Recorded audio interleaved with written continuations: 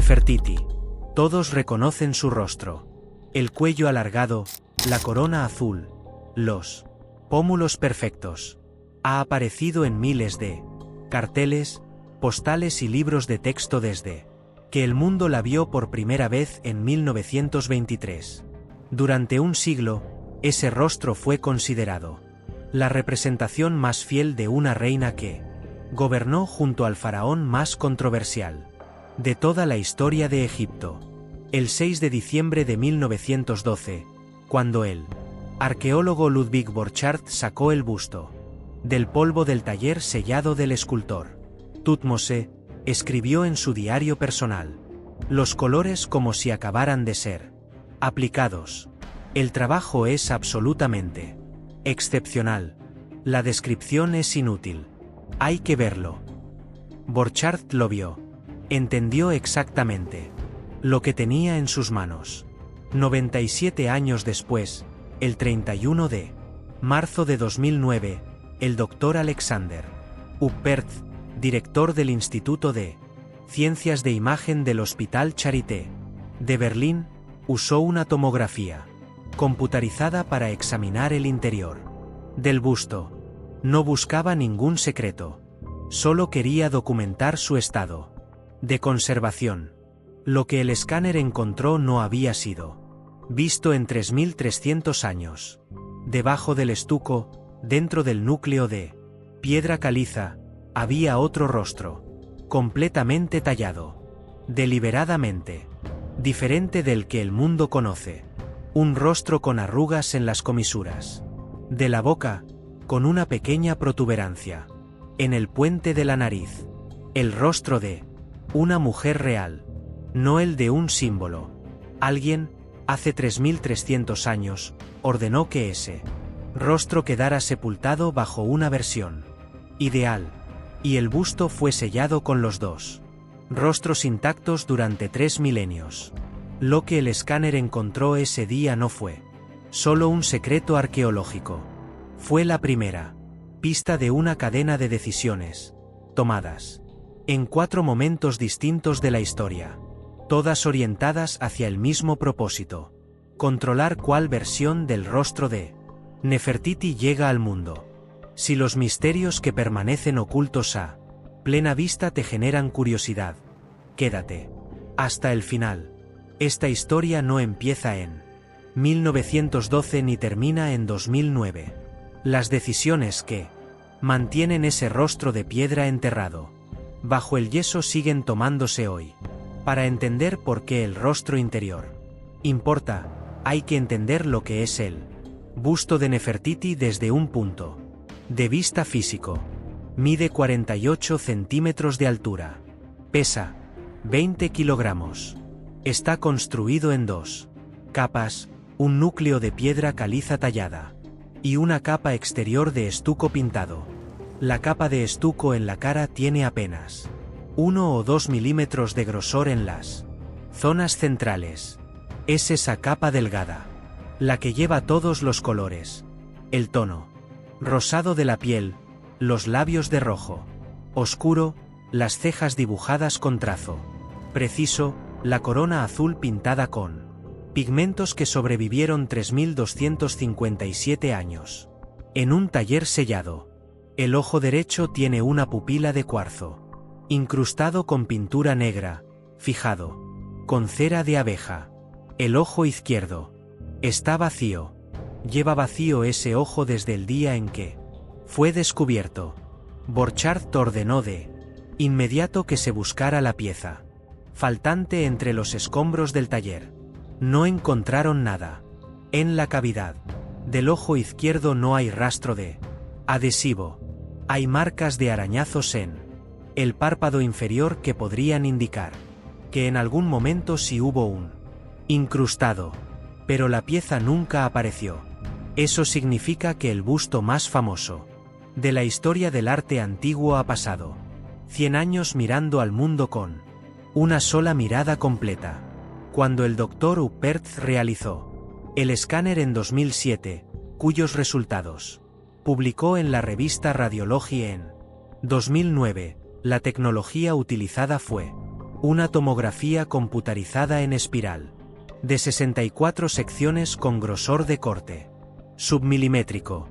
El mismo tipo de escáner que se usa en hospitales para detectar tumores en tejidos blandos. Envía haces de rayos X a múltiples ángulos, simultáneamente, construyendo una imagen tridimensional a partir de las variaciones de densidad detectadas en cada ángulo. La piedra caliza absorbe más rayos X que el estuco. El estuco absorbe más que el espacio vacío. El resultado es una imagen en capas del objeto, desde la superficie exterior hasta el núcleo más profundo. Lo que Huppert vio en esa imagen lo llevó a una conclusión que citó en su publicación. Alguien dio instrucciones expresas para que los ajustes entre la cara de piedra y la cara de estuco fueran realizados. No fue una corrección de imperfecciones técnicas. Fue una decisión deliberada de presentar una versión del rostro de la reina mientras se preservaba una versión diferente. En el interior, el núcleo de piedra caliza era, según sus propias palabras, delicadamente esculpido y altamente simétrico. No era un soporte estructural, era un retrato. Nefertiti vivió aproximadamente entre 1370 y 1330 antes de nuestra era. Fue la gran esposa real del faraón Akenatón, el hombre que intentó desmantelar el sistema religioso más antiguo del mundo, y fracasó de una manera que borró su nombre de la historia durante 3 siglos. Akenatón gobernó 17 años. En ese tiempo cerró los templos de todos los dioses del panteón egipcio, prohibió el culto a Amón, cuyo sacerdocio había acumulado más riqueza y poder que la propia corona. Se cambió el nombre de Amenhotep IV y construyó desde cero una ciudad entera en el desierto. La llamó Aketatón. Hoy se conoce como Amarna. Esa ciudad fue levantada para escapar de la influencia del sacerdocio establecido en Tebas. En 20 años, pasó de terreno árido a ciudad de decenas de miles de habitantes. Cuando Akenatón murió, fue abandonada. En cuestión de meses, los que vinieron después reinstauraron los dioses antiguos y comenzaron sistemáticamente a borrar toda evidencia de que el periodo de Amarna había existido. El nombre de Akenatón fue cincelado de los monumentos. Su ciudad fue desmantelada piedra a piedra. Sus registros, destruidos. Durante siglos, simplemente, no existió en el registro oficial de la historia de Egipto. Nefertiti fue parte integral de todo esto. En los relieves del periodo de Amarna, aparece empuñando el kepes, la espada curva ceremonial, en posturas reservadas exclusivamente a los faraones varones. No era una consorte decorativa, era una gobernante representada con los atributos del poder ejecutivo. Hay algo más que la investigación reciente ha confirmado, y que cambia el peso de todo lo que viene. La mayoría de los egiptólogos actuales concluyen que la faraona Neferneferuaten, que gobernó en los últimos años del periodo de Amarna antes de Tutankamón, fue la misma Nefertiti bajo un nombre de trono distinto. En 2014, la investigadora Athena van der Perre identificó un grafito en una cantera de piedra caliza en Deir el-Bersa que demuestra que Nefertiti todavía estaba viva en el año 16 del reinado de Akenatón. Eso significa que sobrevivió a su esposo y tiene posibilidades documentadas de haber gobernado Egipto como faraona. Una mujer que muy probablemente gobernó como faraón fue borrada de la historia con la misma meticulosidad con que se borraron los registros de su esposo. El escultor Thutmose trabajaba en su taller en Amarna aproximadamente en 1345 antes de nuestra era. Era el escultor real de la corte. Todo lo que producía lo hacía por encargo, siguiendo especificaciones de quien gobernaba. Su taller fue sellado cuando la ciudad fue abandonada. Dentro quedaron sus herramientas, sus obras inconclusas, sus modelos de referencia. El busto de Nefertiti, con su superficie de estuco intacta y sus colores preservados, permaneció en ese taller sellado durante 3257 años. Nadie lo había visto. Y eso plantea la pregunta más incómoda de toda esta historia. Si el busto nunca iba a ser exhibido en ningún lugar público, si no estaba destinado a ningún palacio ni a ningún templo, si iba a permanecer en el taller del escultor para siempre, ¿para quién se cubrió el rostro real?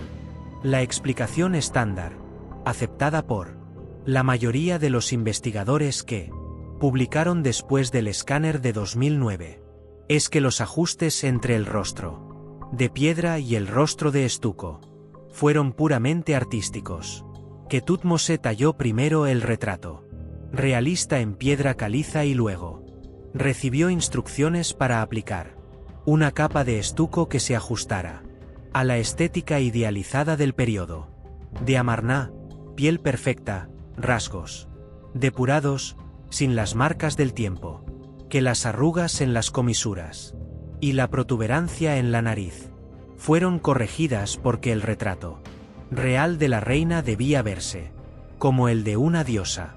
Esta explicación es posible, pero tiene tres problemas que no ha resuelto. El primero ya lo mencionamos. El busto nunca fue exhibido. Si la corrección estética era para conformar al estándar visual que el poder requería ante un público, el objeto necesitaba un destino público. No lo tenía. Fue encontrado en el taller del escultor, no en un contexto palaciego, no en un contexto ceremonial, en ningún contexto de exhibición. El público para el que supuestamente se idealizó el rostro nunca existió. El segundo es el nivel del rostro interior. El Dr. Huppert describió el núcleo de piedra caliza como delicadamente esculpido y altamente simétrico. No es un boceto ni una aproximación preliminar.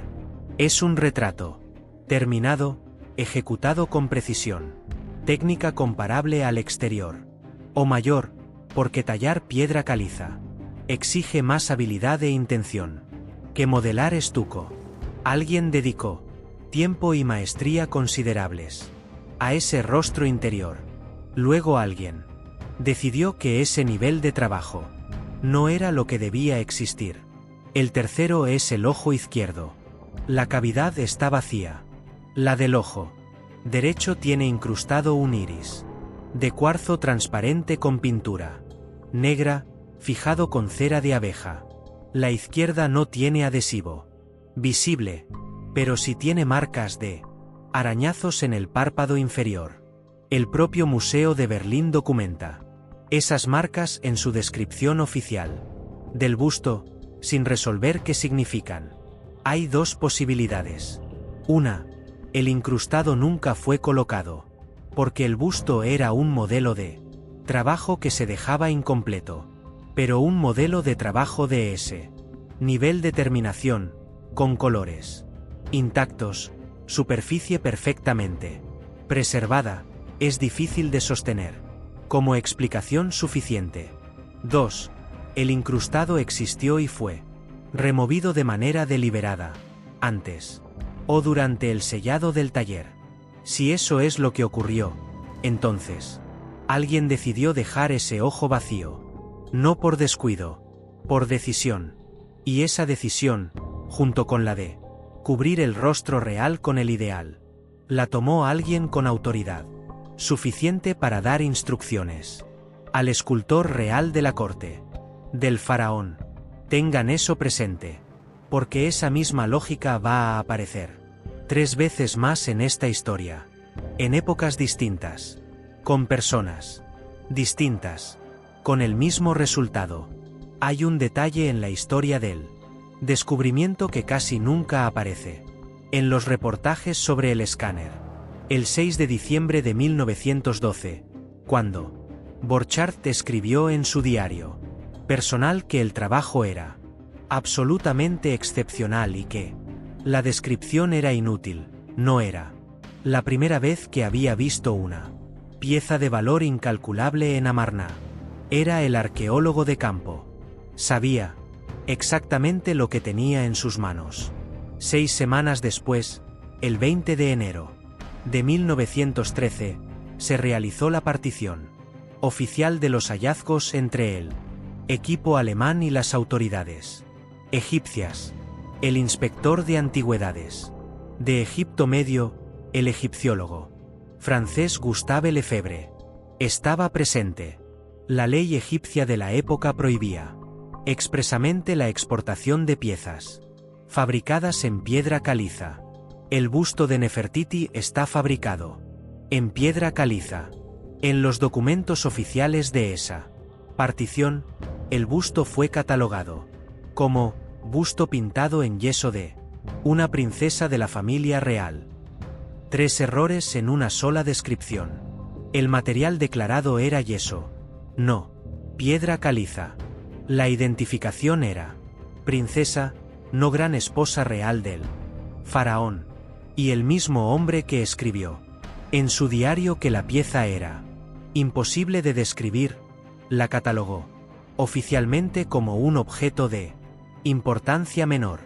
Un documento fechado en 1924, hallado en los archivos del Deutsche Orientgesellschaft y publicado por la revista Der Spiegel en 2009, contiene el testimonio del secretario de la organización alemana, quien estuvo presente en la reunión del 20 de enero de 1913. Según ese documento, Borchardt quería salvar el busto para nosotros. Para lograrlo, el busto fue envuelto herméticamente y colocado en el fondo de una caja en una habitación mal iluminada. La fotografía presentada al inspector Lefebvre era deliberadamente desfavorecedora. La ley decía que la piedra caliza no podía salir de Egipto. Borchardt declaró que no era piedra caliza. Nefertiti viajó a Alemania en esa caja.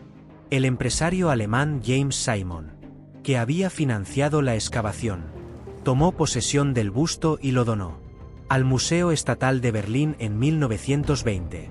El busto fue exhibido al público por primera vez en 1923. La primera solicitud formal de Egipto para su devolución llegó al año siguiente, en 1924. Fue rechazada. Entre 1924 y 2024, Egipto presentó formalmente la solicitud de devolución del busto en 7 ocasiones distintas. Alemania rechazó cada una. Pero el rechazo más revelador no vino del gobierno alemán moderno, ni de la Fundación del Patrimonio Cultural Prusiano que hoy administra el Neues Museum. Vino de Adolf Hitler. En octubre de 1933, Hermann Göring, en su rol de ministro-presidente de Prusia, acordó formalmente devolver el busto al rey Fuad I de Egipto, como gesto diplomático. El acuerdo estaba pactado. Hitler intervino personalmente para bloquearlo. A través de su embajador en Egipto, Hitler hizo llegar su respuesta: conozco este famoso busto. Lo he visto y lo he admirado muchas veces. Nefertiti me deleita continuamente. El busto es una obra maestra única. Un adorno, un verdadero tesoro. Hitler tenía planes para Berlín. Los llamaba Germania, una ciudad monumental que reemplazaría la capital existente. En ese diseño, el busto de Nefertiti ocuparía el centro de un museo construido específicamente para él. No era la devolución de un objeto a su lugar de origen. Era la apropiación permanente de una imagen de poder antiguo para proyectar poder nuevo. El busto sobrevivió a la Segunda Guerra mundial oculto en una mina de sal en Turingia, junto a las reservas de oro y divisas del gobierno alemán, sellado en un cajón etiquetado como la reina de colores.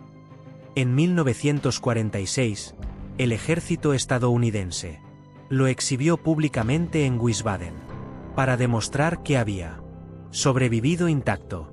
Ese mismo año, el gobierno egipcio envió una solicitud formal a la Comisión de Control Aliada en Alemania, recordando que la devolución había sido acordada antes de que Hitler la vetara. La respuesta fue que la comisión solo tenía autoridad para restituir objetos saqueados durante la guerra. El busto había llegado a Berlín en 1913. Era un asunto legal entre Egipto y Alemania. La investigadora Mónica Hanna, profesora y directora académica de la Arab Academy for Science, Technology and Maritime Transport de Egipto, publicó en 2024 el resultado de años de trabajo en archivos alemanes, británicos y estadounidenses. Sus hallazgos incluyen correspondencia del British Museum con el embajador británico en Berlín, en la que el conservador jefe de la colección egipcia instruyó al diplomático para que las negociaciones entre Egipto y Prusia fracasaran. La razón que aparece en esas cartas es la misma que dio la Comisión Aliada en 1946. El precedente, sin Nefertiti, volvía a Egipto, la piedra de Rosetta y los mármoles del Partenón podrían ser los siguientes. La doctora Hanna argumenta que el busto debería ser catalogado como arte saqueado por los nazis, dado que fue el veto personal de Hitler en 1933 el que impidió una devolución ya acordada. En septiembre de 2024, el arqueólogo Zahi Hawass, exministro de Antigüedades de Egipto, lanzó una petición pública exigiendo la devolución del busto. En sus declaraciones a Deutsche Welle, ese mismo año, lo describió como descaradamente robado. La Fundación del Patrimonio Cultural prusiano respondió con su posición inalterada desde hace un siglo. El busto fue adquirido legalmente. No hay ningún fundamento de restitución. El Neues Museum recibe más de 1 millón de visitantes al año. El valor estimado del busto, según expertos en patrimonio y arte antiguo, supera los 400 millones de euros. Volvemos al taller del escultor, a lo que el escáner realmente encontró. El Dr. Uppertz y su equipo publicaron sus resultados en la revista Radiology en abril de 2009. Esto es lo que la tomografía computarizada mostró. El exterior del busto, la cara que el mundo conoce, es estuco. La capa sobre la cara mide apenas 1 o 2 milímetros en las zonas centrales, y varía en grosor en distintas partes. Esas variaciones no son uniformes. Son precisas, aplicadas con intención. Debajo del estuco, el núcleo de piedra caliza no era, como se había asumido hasta entonces, una estructura de soporte con una forma aproximada. Era una escultura terminada. Un retrato completo y detallado, tallado en piedra caliza con la misma precisión técnica que el exterior. Los dos rostros no eran iguales. El rostro de piedra tenía arrugas en las comisuras de la boca, una pequeña protuberancia en el puente de la nariz, pómulos ligeramente menos prominentes, menor profundidad en las comisuras de los párpados. Estos son los detalles que el tiempo produce en un rostro humano real. Son lo que la vida hace a una cara. Las marcas de los años, las líneas que la expresión graba en la piel.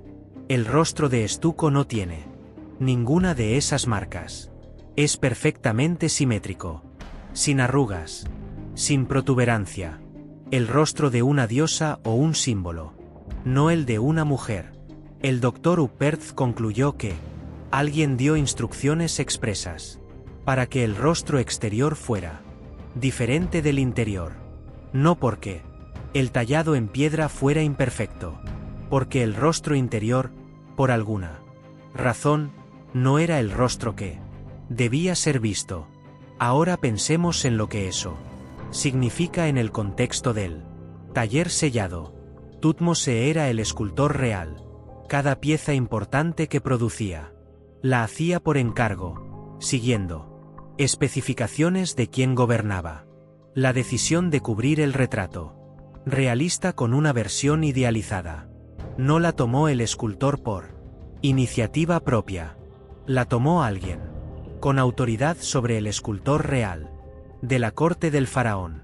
Los candidatos más probables son Akenatón, que según los registros comisionó el busto como representación personal de Nefertiti, o la propia Nefertiti, o en los meses que siguieron inmediatamente a la muerte de Akenatón, quien administraba la corte en colapso de Amarna, mientras la ciudad era abandonada. Esa última posibilidad tiene un peso específico, porque hay evidencia acumulada de décadas de investigación que sugiere que la persona que administró el colapso de Amarna y gobernó Egipto durante los años de transición hasta Tutankamón fue la propia Nefertiti, bajo el nombre de faraona Neferneferuaten, la misma mujer cuyo rostro real fue cubierto con una máscara de ideal fue, con alta probabilidad, quien ordenó el sellado del taller donde ese retrato permanecería oculto durante 3 milenios. Y hay otro elemento que el escáner reveló, que el Museo de Berlín ha preferido no destacar: la cavidad del ojo izquierdo, la que está vacía desde que el busto fue descubierto en 1912. La explicación oficial del museo es que el incrustado nunca fue colocado, porque el busto era un modelo de trabajo y los modelos de trabajo se dejaban incompletos. Pero la tomografía computarizada mostró marcas de arañazos en el párpado inferior de esa cavidad. El propio texto oficial del Staatliche Museen zu Berlin documenta esas marcas, sin resolver qué las causó. Esas marcas son consistentes con la inserción de un incrustado, y también con su remoción. El rostro de estuco externo, perfecto. El rostro de piedra interior, real, con arrugas y protuberancia en la nariz. El ojo izquierdo, vacío, con marcas que no tienen explicación oficial. 3 decisiones tomadas en el mismo objeto, por la misma mano, o bajo la misma autoridad, y el busto sellado con esas 3 decisiones intactas durante 3257 años, hasta que una máquina de rayos X en un hospital de Berlín vio lo que alguien en 1345 antes de nuestra era decidió que nadie debía ver. Lo que el escáner de 2009 cambió no es la historia de Nefertiti en abstracto, cambió algo específico. Antes del escáner, el busto era un objeto artístico excepcional, un retrato de una reina del siglo XIV, antes de nuestra era, preservado por accidente en un taller sellado. Después del escáner, el busto es 2 cosas al mismo tiempo. Es el rostro que alguien decidió que el mundo viera, y es el rastro del rostro que alguien decidió que el mundo no viera. La primera decisión se tomó en Amarna alrededor de 1345, antes de nuestra era. La segunda se tomó en enero de 1913, cuando Borchardt declaró ante las autoridades egipcias que el busto estaba fabricado en yeso, no en piedra caliza. La ley que prohibía exportar piedra caliza fue la razón por la que mintió sobre el material, y mintió en el mismo documento en que catalogó el objeto como princesa de la familia real en lugar de gran esposa real del faraón. 2 decisiones sobre qué versión del objeto llega al registro oficial. La tercera se tomó en 1933, cuando Hitler bloqueó personalmente la devolución acordada, añadiendo el busto a la lista de objetos que el poder retiene porque los necesita para sí mismo. La cuarta se tomó en 1946, cuando los aliados, a instancias del temor a un precedente que afectara la piedra de Rosetta y los mármoles del Partenón, rechazaron la solicitud egipcia de restitución. Cada vez que alguien con autoridad suficiente intervino en la historia de este objeto, el resultado fue el mismo: el rostro real quedó sepultado bajo algo más conveniente. Hay una pregunta que ninguno de los actores de esta historia ha respondido directamente. ¿A quién pertenece el derecho de decidir cuál versión de un rostro llega al mundo? Thutmose lo hizo por encargo de la corte. Borchardt lo hizo por ambición institucional. Hitler lo hizo por obsesión personal. El museo lo hace hoy sostenido por el interés económico de una pieza que vale 400 millones de euros y trae más de 1 millón de visitantes anuales. El mecanismo es siempre el mismo. Alguien con autoridad suficiente decide cuál versión del rostro existe para el mundo.